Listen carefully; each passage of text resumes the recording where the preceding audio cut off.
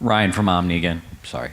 I think in general, the industry has a tremendous opportunity to attract even more people, more talent, just because, for me personally, part of what keeps me in the industry is it's an exciting time. I mean, yes, there's a lot of unknowns, but we're seeing technology advance at exponential rates, and sometimes it's happening so fast that we can't even keep up. But in my 7.5 short years in the industry, I've seen so many new roles, new positions created that never existed before, and they're all oriented towards this new developing technology, whether it's actually something tangible or a solution or a service that's provided. I mean, there's a lot of stuff happening that I think people aren't aware of, and maybe we could do a better job of speaking to it and pointing it out and bringing more people into the fold. Hi, I'm Josh Ramirez, One Source Distributors. Kind of to flip the switch again back to you guys, I had a pretty enlightening conversation with Larry last night regarding the topic of success, and I'm curious to know what each of you thinks, what's your definition of success, whether it's one word, one sentence, or an elaborate speech. Nice. I will not be elaborate. I think one thing as I'm answering it, I think there's a big difference between success and leadership. And I think sometimes we try to tangle it together, that if, the only way to be successful is to be a great leader. But for me, success is the achievement of just a repetition of goals. I mean, it's just setting sights on what you want to achieve and doing it. I mean, success comes in everything. If you pick one, if all you do is measure yourself at work and not at home, or vice versa, whatever the case, it can, to me at least personally, there's got to be, everyone always talks work, personal life balance. I think that's even important in what you consider success. So, setting goals, achieving those for me was always that. And I've set every type of goal you could think of mentally. I didn't write them down. I didn't make a big speech over it. It was how much money I wanted to make at a certain age. It was what position I wanted to get to next. It was whatever it is. I don't care if it's waking up on time in the morning. I've literally set that goal. So sometimes not achieving it. But I mean, every step like that, I think it just begins to breed and build your confidence in what you think you can achieve, and then how you measure that.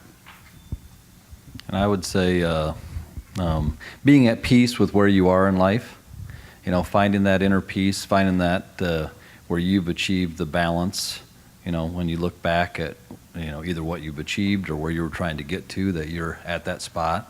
One thing I think about, and I would give you this nugget, the people in this room are driven people, and your leaders in your organizations. One thing that can happen is you can get out of balance, right? And for me, it's faith, family, and then career. And trying to, but there have been times where that's gotten way out of balance. Career comes all of a sudden, and then it's family. And there are times where it should be out of balance because some unique things happen. You just got married, you had a new child, you moved, you had a family issue.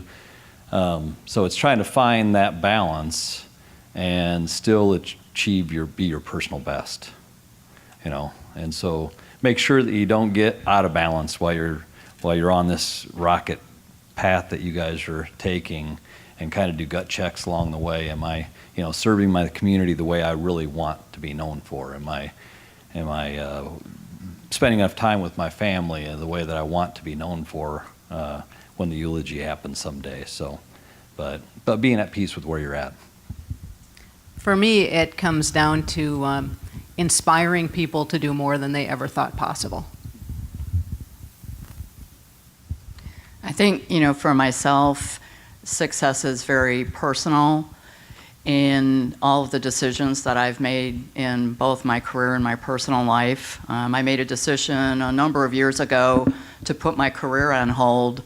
I was a single parent and wanted to see that my daughter got through her school and was able to make it through into college. So it was a personal goal for me that I was going to put my life on hold in my career, and and then achieve what I wanted to achieve after after I was able to see her off into college. So I think also making those hard decisions about it's not just about your career. I think it goes back to what you said. it's a life balance and making sure that you're keeping it in check and that you're passionate about that. I'm curious, guys, and Matt over here. Do you guys set 5-year goals for yourself, and would any of you like to share some of your personal or business 5-year goals? So I did start on a goal-setting program. I just shared with you about my daughter. So my goal was that once my daughter was out of college, that I was going to really get focused on my career. And from that point forward, I moved 7 times. I was in any number of roles within the company I was with. And, I wouldn't say that it was a 5-year goal, but my goal was now it was time to put my career first and, to start to achieve some levels that I set for myself. Well, we always have a very well-defined 5-year plan at Border States. And personally, I'm going to retire in 3.5 years, so my professional goals are a little bit shorter than 5 years right now. And I have some very well-defined goals to make sure that we have a smooth transition and a solid foundation when I retire. Personally, I always have some goals too, and one thing that we haven't talked about here is fitness. If you're going to have a demanding career, you have to have a good balance, and part of that balance is fitness. So every year I run at least 1,000 miles, and it's hard to not do that on a regular basis and run at least 20 miles a week, because if you start falling behind, it's really hard to catch up. So I do always have some pretty aggressive physical fitness lifestyle goals as well.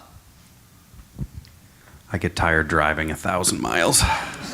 I'm very depressed. I need to work on that. Running is better than driving.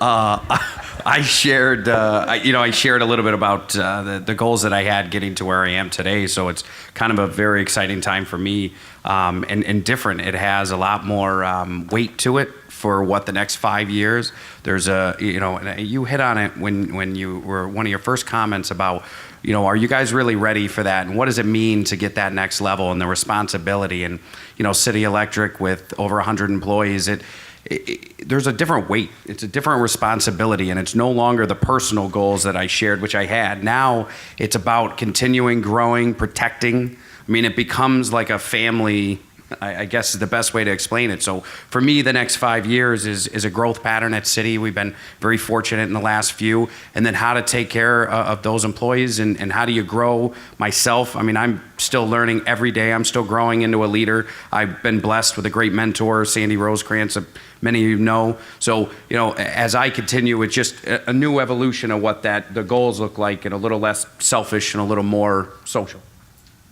It's great. We need to start to wrap up the panel here, so I just want to give you guys one last opportunity to share any final thoughts with the group. If you want to each get a chance to say a few sentences or closing statements, that would be fantastic. Sure. The 2 things that I'd want to say is, one thing that I've always lived by was some book on tape my father had in the car when I was a little kid.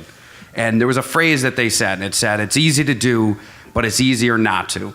And it applies in every aspect of your life. Everything's easy to do. I don't care if it's getting up on time, getting that promotion, getting the raise, going to school, whatever it is, it's easy to do. It's just easier not to. It's easy to run 1,000 miles. It's just much easier not to. So living by that philosophy, I'm telling you, it rolls through my head almost weekly, if not daily, of just, and I have 2 younger children. We talked about that at our table of just, I'm tired, they're going to bed, and, my daughter wants one more book, and it's just easier to say no, and I'm exhausted, and, I'm going to stay up thinking about crap anyways. But it's taken that extra moment to just reevaluate and say that it's easy to do. Sometimes it just takes a little extra push and nudge of yourself. And the last piece is, when you guys get any type, and this to me has probably been one of the single most important reasons, and if Sandy were here and sharing about me, she'd share the same, is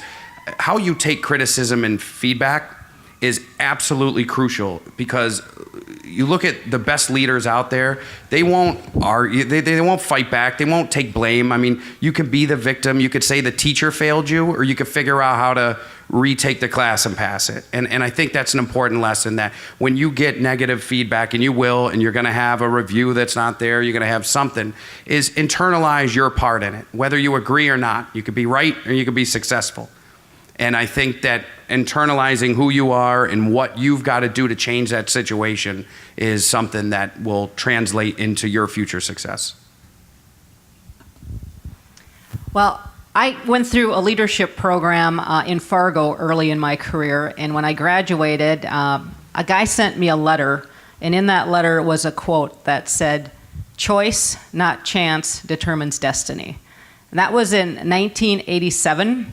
I cut that out of that letter, and that has been with me in every office that I have, and it is still under a little paperweight on a bookshelf in my office today.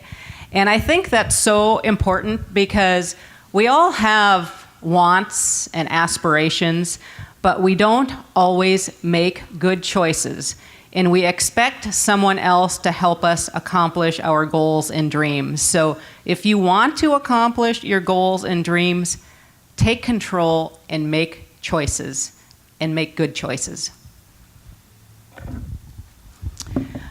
I would say to embrace what you're doing with passion and be the best that you can be, and to not be afraid to step out of your comfort zone. I think you will learn exponentially. And, it is what I shared with you. That is where I saw the most growth. So I would tell you to stay passionate and loving what you're doing, and to get out of your comfort zone. Can I just say ditto? No, there was, serve others. I think you will be recognized as much for that, and become a better leader. If you're serving others, they'll aspire to follow, and that's going to get you more recognition than anything else you do. Take advantage of opportunity, which we talked about, and accountability. I think that personal accountability is really, which was kind of touched on in some of the answers, is really where the rubber meets the road, so to speak. So I think that's crucial in our lives. And as far as, there was a question asked earlier about what's your biggest, mistake that you look back on. And I'm definitely that guy that's made so many, I can't even think of one, because you just have to keep swinging. I love the connotation and the image that we got this morning from Josh, is keep swinging and be willing to fail, but keep swinging and get back up, and you're going to succeed. Thank you guys so much. Let's give them all a good round of applause. Fantastic.